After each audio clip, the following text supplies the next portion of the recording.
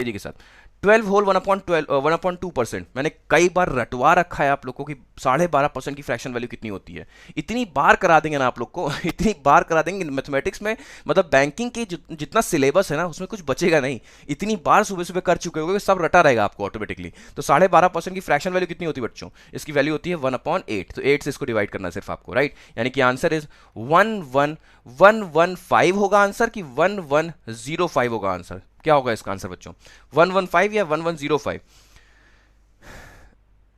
Brain बेचारा बिना पैसे का गुलाम हो गया। हाँ जी बिल्कुल, 115 या 1105 आंसर क्या होगा इसका? बहुत सारे बच्चों को इसमें बहुत कंफ्यूजन होती है ना। तो बच्चों हम बता दें, अगर आप एक साथ डबल डिजिट का यूज करते हो तब आपको 05 लेना होता है। ध्यान से देखो, बच्चों ने 115 भी लिखना शुरू कर दिया है ना। तो इसीलिए हम कहते हैं कि यहाँ पर आपको सीखना होगा। देखो पहले आपने क्या किया, आपने 8 से डिवाइड किया इसको, तो 8 1 जा 8 हुआ, 8 1 जा 8 हुआ। लेकिन उसके बाद आपने 40 का यूज किया होगा एक साथ डिवाइड करने के लिए। तो जब दो डिजिट का यूज हो जाता है तो आपको 05 लिखना होता है ना। दो डिजिट का अगर यूज होगा तो आपको 0 लगा करके डिवाइड करना होगा। तो 115 नहीं इसका आंसर, इसका आंसर है 1105। करेक्ट है, बहुत अच्छे। अगला क्वेश्चन लिया जाए। अगला क्वेश्चन आपके स्क्रीन पर ये रहा, 33 होल 1/3%। सोचो हम सुबह सुबह आपको मैथमेटिक्स में हम आपको गुणा भी सिखा रहे होते हैं, जो बचपन में सिखाई नहीं गया होता है अच्छे से, है ना, जहां पर बच्चे कंफ्यूज होते हैं। मुझे पता होता है कि बच्चे कहां पर कंफ्यूज होते होंगे, इसीलिए देखो मैं डबल डिजिट का यूज मैंने क्यों किया, क्योंकि मुझे मालूम है कि कहीं ना कहीं बच्चे इस चीज में बहुत कंफ्यूज होते हैं। रीजन क्या है? क्योंकि क्योंकि टीचर भी कभी स्टूडेंट रहा होता है ना, उसको मालूम होता है कि मुझे ये बड़ी चीज़ें दिक्कत करती थी। जाहिर सी बात है, अगर मुझे दिक्कत करती थी तो जाहिर सी बात है कभी ना कभी तो आपको भी कर रही होगी या करती होगी, है ना। तो ये बहुत अच्छी चीज़ है कि आपने अभी से क्लियर कर लिया इन सारी चीज़ों को, एग्जाम में इन चीज़ों का इंपैक्ट नहीं पड़ा, वरना एग्जाम में कैलकुलेशन डिस्टर्ब होती तो कितना बुरा होता। 33 होल 1/3% है, तो इसका जो फ्रैक्शन वैल्यू होगी वो 1/3 होगी, है ना। फ्रैक्शन वैल्यू 1/3, तो 3 से इसको डिवाइड कर देंगे तो आंसर कितना हो जाएगा?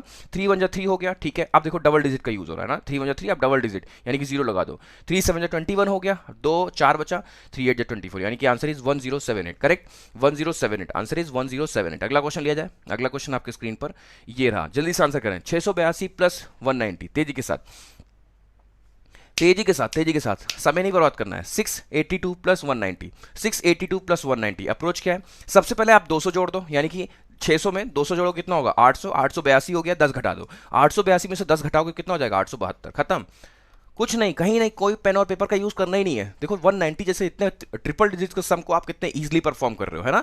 करना क्या था? 682 में 190 जोड़ना था, हमने क्या किया? 200 जोड़ दिया। तो 682 में आपने 200 जोड़ा, यानी कि 882, 882 में 10 घटा दो, यानी कि 872। खत्म, इजी।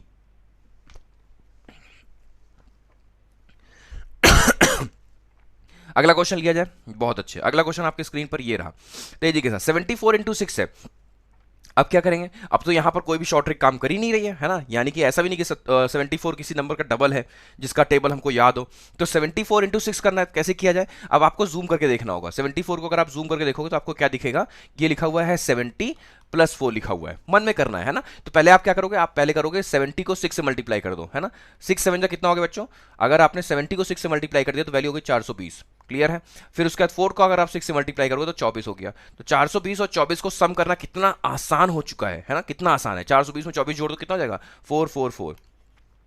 इजी है, 444। देखते ही आपका आंसर, है ना। ओके, बहुत